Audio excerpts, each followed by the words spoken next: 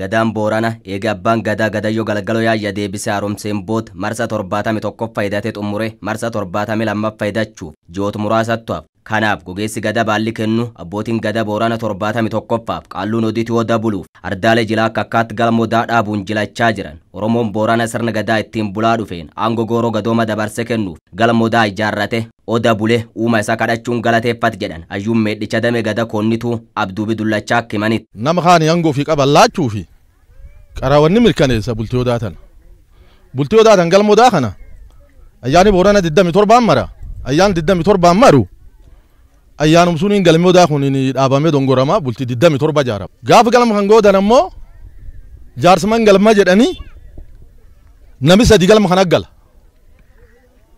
Nami sadeen galma kana gala kunini dhibaayyuu bultii 10 jira galma sun bultii 4 kee bula gara loon 5 galma sunittiin qalaniif jaarsuni aadaa qala iddanna jedhanii loon sun maqaan qalma suniin iddanna jedhanii iddanna agasii in iddaniif.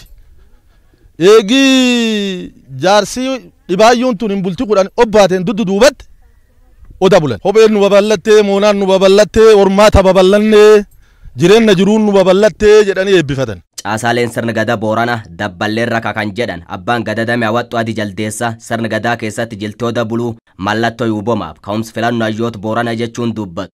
Gadoomi muummeen oda kana odaan kunini amma galmodaa dongorree jirraa akka gartan kanatti galmi odaa kunini galmbultii dheertuu fudhatu jilguddoo ijaarisa bultii 27 bultiin 3 dhibaayyuu bultii 30 fudhatecha nami gadoomelleeni ka odan bulin yuubamuu hin danda'u nami yuuballeeni ka duri odan bulin ka gadoom dhibee odan bulin ardhu qubate odaa bule ka ayyuu fedhate gadoom dhibii dabrulleen ka odaa kan hin bulin ayyuu ta'uu hin danda'a jechuudha. Jil waggoota 8 aangoo isaaniitti godin Booraan baanaareeru ardaalee jila bulee arsoogidu arakoonnituuf guutoota gaggeeffachaa jiraniin abbootiin gadaa sadeeniif qaalluun odituu galmoo dhaabuun jilachaa jiraachuu abbaan gadaa Boorana 71ffaan kura jaarsoo kan himan. Ganna 8 gadooma irraa jilatan galmi dhaaban kun galma odaa jedhanii galmi odaan kun abbootiin gadaa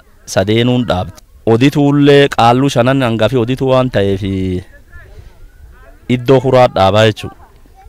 Abraanu dongoraan guyyum kana ardum dongoraan quban am galma kan duuba aga bultii 27 jaaranii 27 afaan goodanii halkanum kan oda bul. Qophiin baalli kennu abbootii gadaa Boorana jiloota buluu irraa eegaluun aga xumur baalli kennuutti wal dura duubaan jiloota hedduu kan gaggeessan ta'u abbaan gadaa Boorana kura jaarsoo kan dubbatan. Galma dhawaa maxxaarriitii namni addaan bahee qubataan cuuf wal deebi'a galma dhawaa maxxaarrii dhaabanii galma dhawaa maxxaarrii kallee dhaabanii galmi sun dhawaa qaba maxxaarrii baatuun nami duraan odaa bulqaraan qabati.